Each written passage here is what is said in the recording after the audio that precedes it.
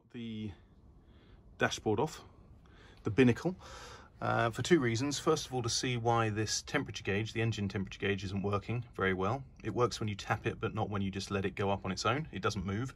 And secondly, this is the light switch for the dials, so the dashboard. And this is where the two-way switch goes in for the interior light. So up, I believe, is the interior light, and down is, what would that be? Interior light and instruments. So we'll see. But yeah, first of all, I'm gonna just take this off to see what we can see what the problem is. Okay, so I've fitted the switch. I've basically copied the headlight switch. So essentially, the interior light comes on when you put this one all the way down, and I'll show you that when it's all installed. But essentially you need the main lights on, or side lights, to make the interior and the dashboard lights work. So the first switch is dashboard lights, and the second switch down is the interior lights and the dashboard lights. The other thing I've just done is, just to try and get this as neat as possible through this ceiling here, I drilled a hole into the roof section, this part here, at an angle from this hole, and then I've routed the cables inside this sort of bulkhead, and I'm going to run them along the top of this channel. And then I think the only way really is to loop it over here, or take a bolt out and bring it down here, which I don't really like, to be honest. I took one of these covers off and there's just not enough space behind to get a cable. I might try it again, but at the moment it's looking like it's just going to run down in this channel here. Maybe I'll just sort of stick it or glue it neatly in that hole, but I'll try alternatives. I tried this, but there's absolutely no space in there. It's just all full up with sealant. Okay, so I had an idea of how to get that cable nice and neatly through there. Previously, when I had an interior light when I was younger, I just took that bolt out. But what I tried, I mean, the chances of this actually working were pretty slim, but what I tried was to drill a hole through the existing bolt so I can create a cableway, and it actually worked out pretty well. So I'm going to put that in and protect it as much as I can. I've deburred all of the edges of that, and also ran my cable up through there. That worked out quite well. The only way to make that work, oh, it won't focus now, was to use a solid bit of wire. Flexible wire, just sort of kinked up in that bulkhead part, but a solid piece of wire with, cable with solid core. I was able to push it down and around there and attach my cables to it and pull them back through. And what I'm going to do to protect the cable against the edge of that hole in there is I'm running a little grommet and pushing that in against the bulkhead, so that will protect the cables. I'll also do a similar sort of thing here. I will protect the cables there as well. Okay, you can just about see it in there, then that's the grommet installed. Okay, so finally, after some electrical silliness, and also some messing about here, I managed to get a little clip in here. It's through my little bolt, and I'm gonna obviously just super glue that in the corner there. That'll be fine. It goes down neatly under there into there, and then there is my light, which looks pretty neat because it's, yeah, there are no trailing cables. All of the cabling is in here, and then down below there I've got an earth just up here, and here is the moment of truth. So if the lights are on, that is the, you can't see them because the light's so bright, but that is the dashboard lights. And then look at that. It's very cool. It's really light as well. It's a 21 watt lamp, and that is perfect. I'm really pleased with that. Oh, it's the little things that count. A really annoying thing though, in here, just as I was refitting the dashboard, the oil pressure light cover, or the lens, that green thing, fell off. So I was like, oh God, there's always something. There's always something that you got to do. So I don't know if you can get into that easily, or well, clearly not easily, but taking this out, I don't know if you can take the glass out. Maybe one of you knows, but that is the last little thing that happened. But there we are. Otherwise, I'm very pleased with that.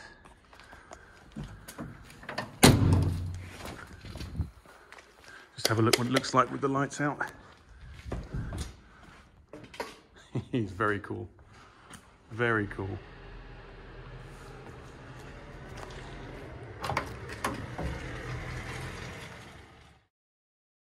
Okay, so there's a couple of small jobs that I'm looking at doing.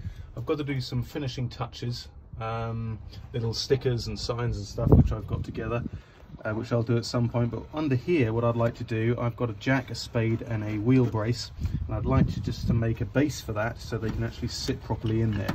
Now, these aren't the original parts. I'm still looking for a jack and an original wheel brace, but I just want to secure these down somehow. So what I'm looking at doing is making a wooden base with some brackets.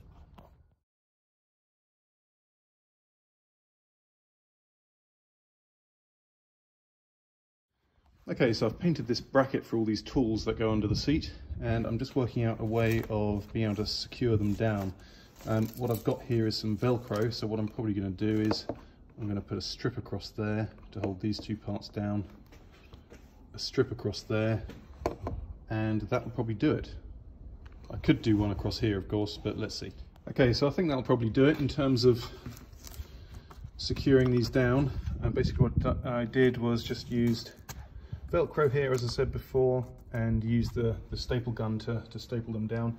I also put small bits of felt, which I had, sort of some sticky back felt on the underside, or on the bottom of those curves, just to stop it from wobbling around. So I'm going to put that in the car now.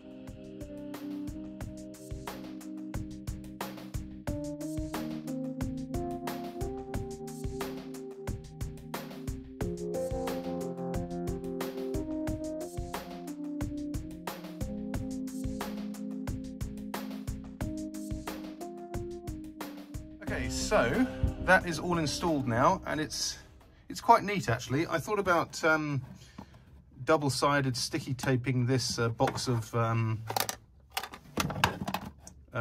bulbs or lamps to the base, but I think that's a bit much maybe. What I'll probably do at some point is get a tool kit as well with all of the handy tools, and I'll just slide that under there. But otherwise, that is looking pretty secure and pretty cool. It's something I've always wanted to do, and it's now I've got the time to do it, so I'm pretty pleased with that. Okay, so I opted for a bit of foam, and I cut the form out of that, and with two sort of holes there where I can grab the box, so that's fine. And then, as I said, at some point I will add a tool roll. So I just wanted to make another finishing touch to the Land Rover, and that's some mats for the driver and passenger. I've done one for the rear compartment, and I quite like the texture, or the matting that I got from the DIY store. It's not cheap, but see the profile, it's quite nice. So what I'm going to do is make up some templates using that paper there, and go and get some and make them fit there. So what I'll probably do is go in there and up there a bit, and then round on both sides.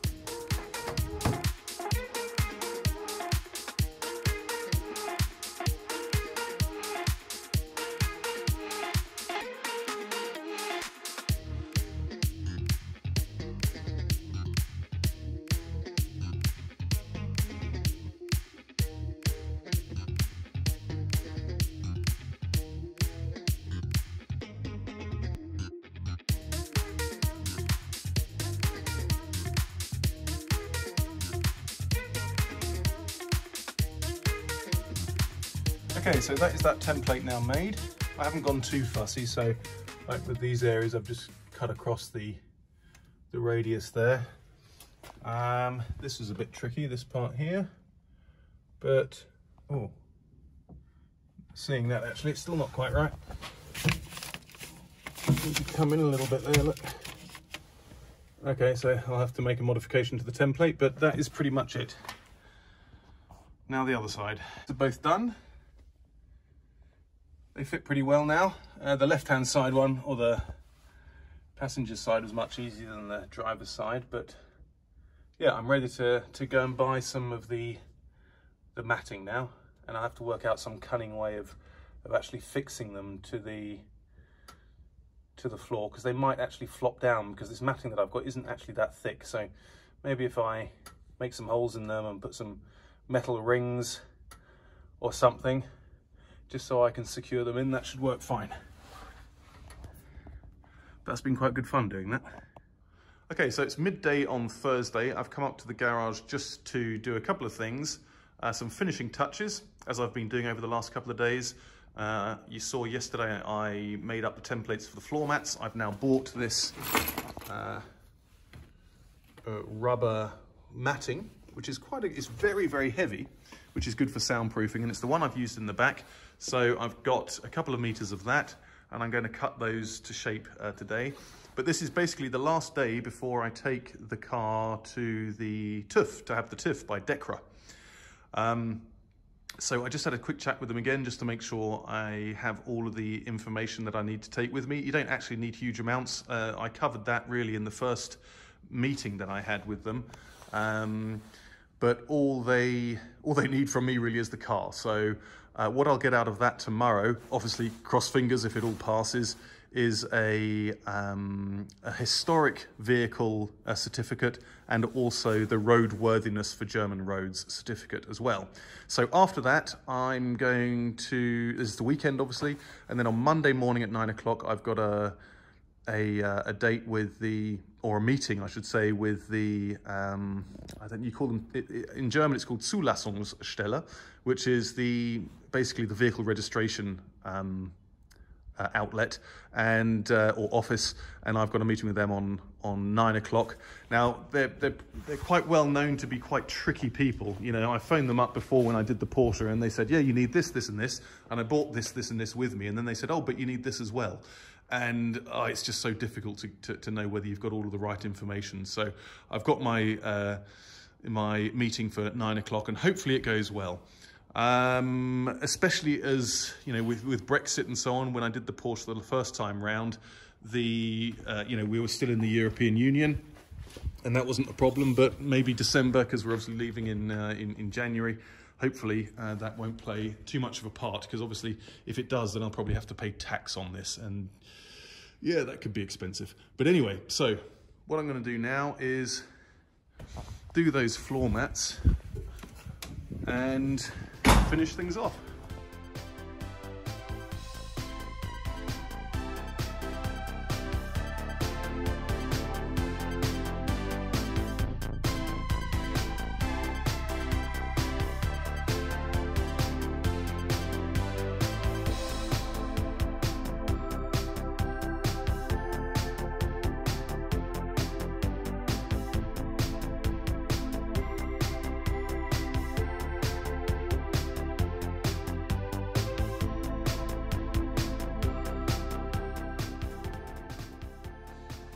Okay, so that's the first one done. I cut it a bit longer, so I put plus 10 millimeters on there. It cuts quite well. Just through there. The only thing I wanted to do here was, how am I going to do that? I wanted to maybe bring it round the low ratio selector fork here. So what I'm going to do is I'm going to cut up here a little bit more.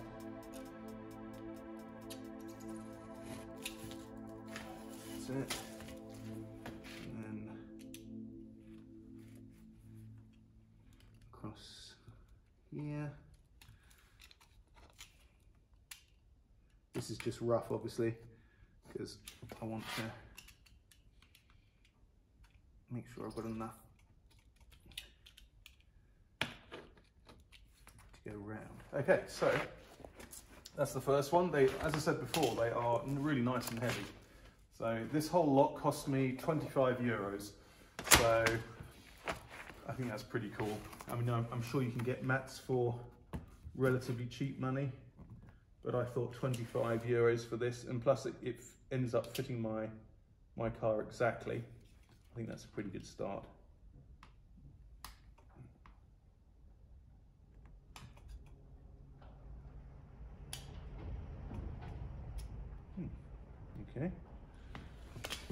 Right.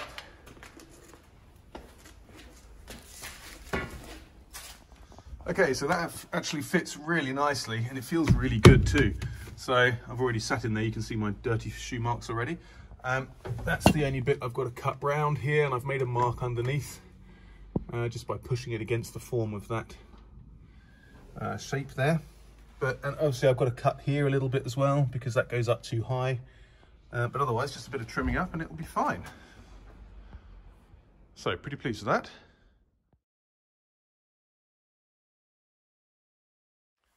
Yes, so it's never quite plain sailing, you see. So in my haste or excitement to cut out these floor mats, I laid out the templates for the floor. Some of you might have seen it from the first video.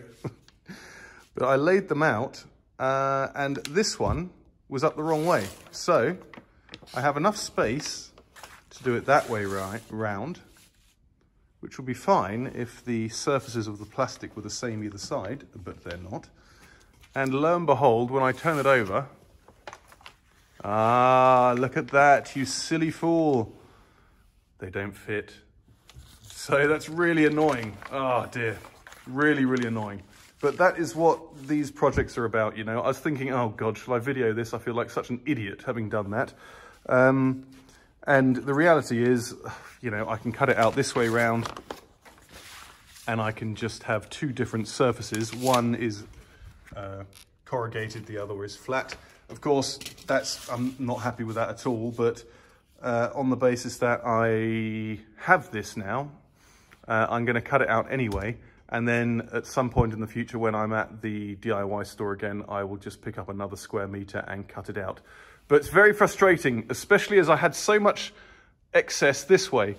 It's measure twice, cut once. You know, there's a reason why that rule exists, because, yeah, had I measured twice and cut once, then obviously it would have gone all right. But there we are. I will cut it out and I will put it in, and that'll be that.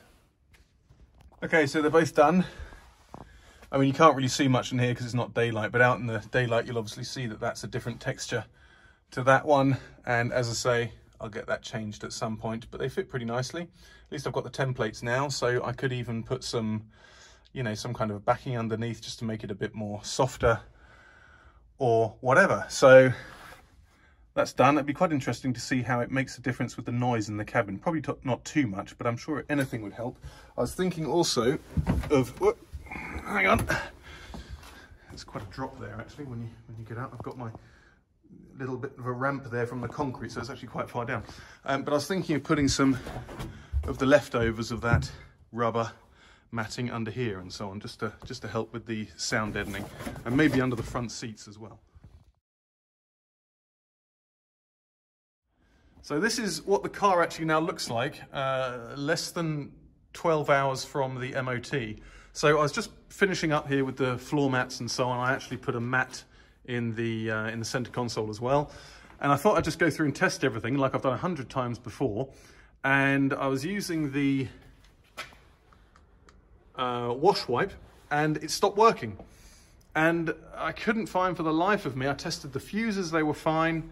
I couldn't find for the life of me what was going on. I took this apart to try and find out whether there was an issue there.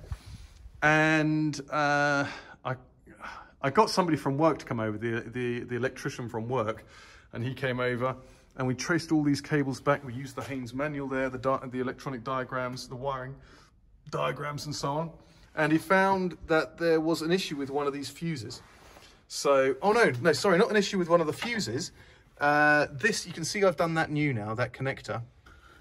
And we'd pulled around on these for a few times.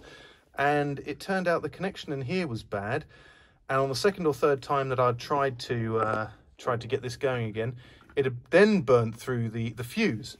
So first of all, the fuse was fine when I tested it looking for the problem, but this was loose. And then we found this problem, mended that, and what we didn't check after that was the fuse again, because we'd already checked that, and then couldn't find the issue for the life of us.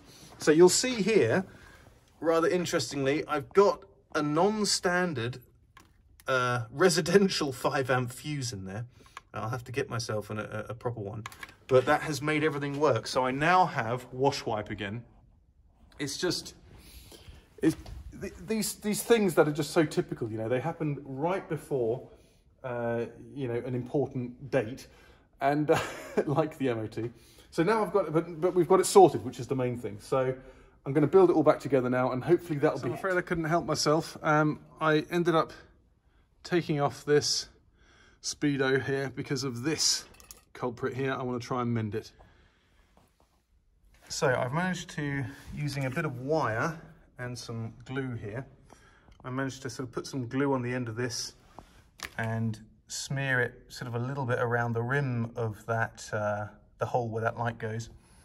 And I used the same piece of wire to then sort of maneuver that into place. So there's only a very small bit of glue there, so I'm hoping it's going to hold. But we'll see in a bit. What I need to do is hold, and I can turn it upside down and drip a little bit more glue on. But anyway, if you want to see what the mechanism behind these little lights looks like, it's amazingly complicated. There are all these parts here to help it stay in, and this is to stop light bleed. It's a little rubber grommet at the bottom. It's just all so complicated to make. It's a wonder they made any money out of these cars, because there are so many small bits involved in making them. But anyway, let's see how we get on.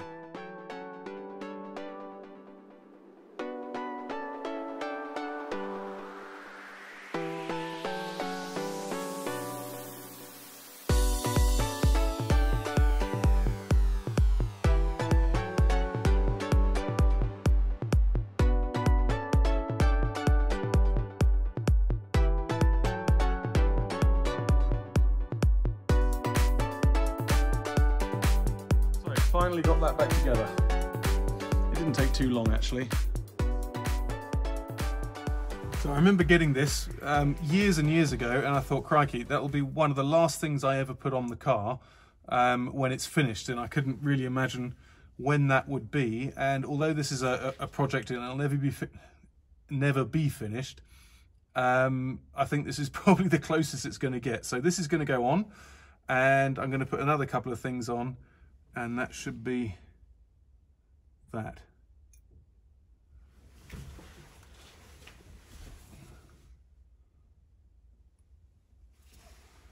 Look at that. Perfect.